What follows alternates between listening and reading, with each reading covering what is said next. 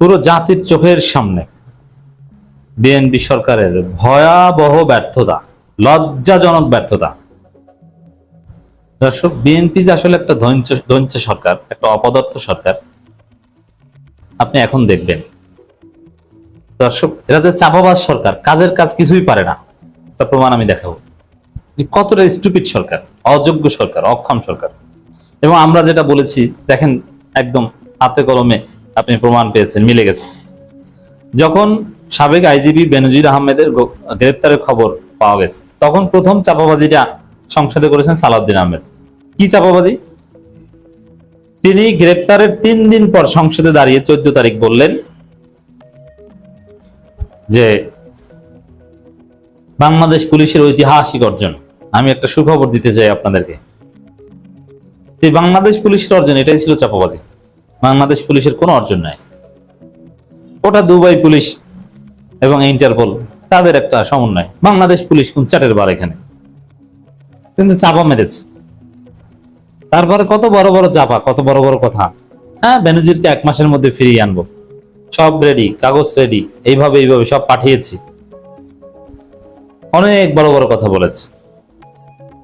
কিন্তু খবর হচ্ছে যে সাবেক আইজিপি বেনজির আহমেদ দুবাইয়ের কারাগার থেকে জামিনে মুক্তি পেয়েছেন।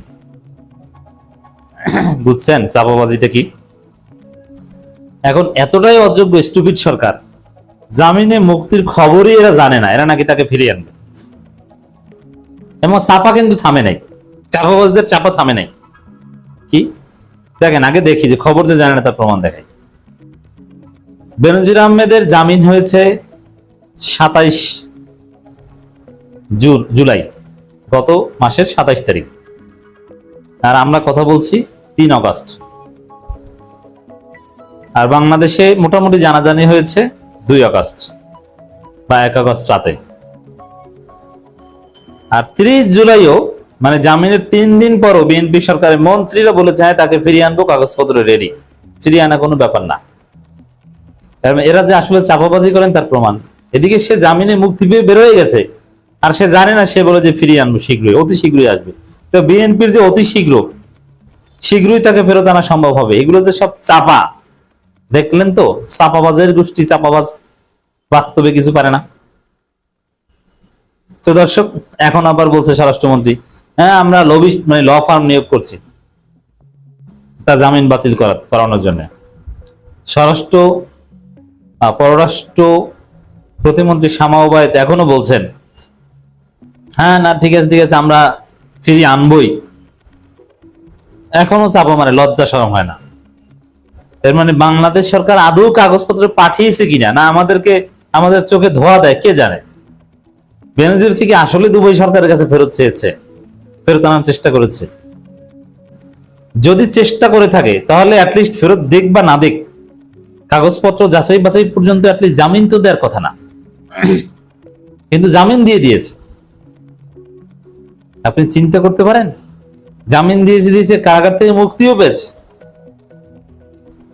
বেনজির আহমেদের ক্যাশিয়ারকে বিএনপি নমিনেশন দিয়ে এমপি বানিয়েছে, আর সে বেনজিরকে ফেরত আনার চেষ্টা করবে, চেষ্টাই মনে হয় করে নাই। সব চাপাবাজি হতে পারে, দ্যাট কুড বি। বুঝতে পারছেন কি অবস্থা বিএনপি? কি একটু চিনে রাখেন, এটা কোন লেভেলের চাপাবাজ। শেখ হাসিনাকে ফেরত চায়, আদৌ কি শেখ হাসিনাকে ফেরত চায়? একবারও অরিজিনালি প্র্যাকটিক্যাল আলোচনায় কখনো শেখ হাসিনাকে চাইনি, কারণ শেখ হাসিনাকে ফেরত এনে ওটা হজম করতে পারবে না বিএনপি সরকার। কারণ ফেরত আনলে যেখানে নামবে, যেখানে আনবে, ওইখানে মানুষ শেখ হাসিনাকে মেরে ফেলবে, আর এটা বিএনপির জন্য ডিসক্রেডিট। আর ওটা ফেরাতে হলে আর একটা গণহত্যা চালাতে হবে। এইসব কারণে শেখ হাসিনাকে আসলে ফেরত চায় না। আবার বিএনপি মনে করে যে শেখ হাসিনাকে ফেরত আনতে এইসব ফাও ঝামেলা করার দরকার নেই, তাহলে ভারতের সাথে আমরা যেভাবে চাই ওই জায়গায় চির ধরবে।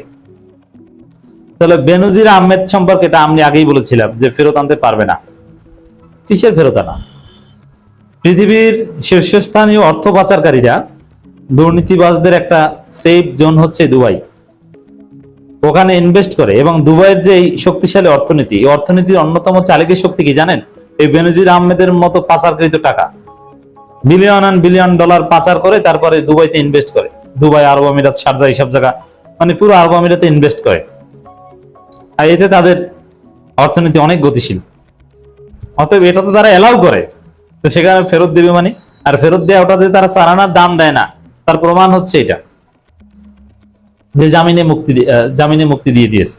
অ্যাটলিস্ট জামিন দিতে একটু সময় অপেক্ষা করার কথা, কিন্তু তাও না, যে না এটা বাংলাদেশ সরকার ফেরত চায়, ইত্যাদি ইত্যাদি।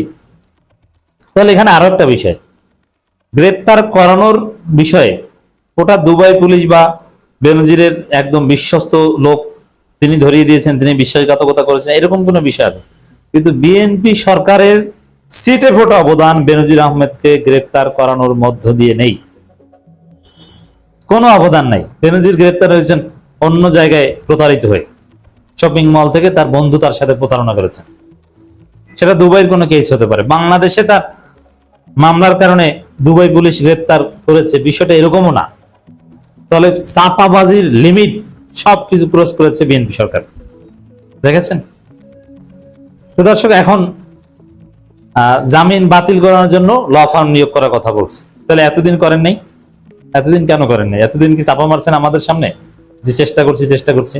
জামিন বাতিলের জন্য ল ফার্ম বা আপনাদের আইনজীবী সেখানে থাকবে, এটা তো আগে থেকেই, গ্রেপ্তারের পর থেকেই হওয়ার কথা ছিল, কিন্তু এখন বলছেন ল ফার্ম নিয়োগ করবেন।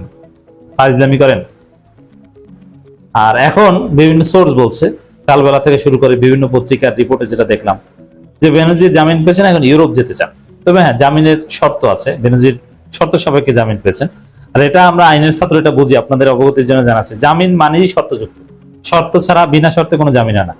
জামিন শব্দটার অর্থ, একটা অর্থ হচ্ছে যে শর্ত, এর মানে জামিনদার, একজন জামিনদার থাকবে যে এটার বিনিময়ে তুমি মুক্তি।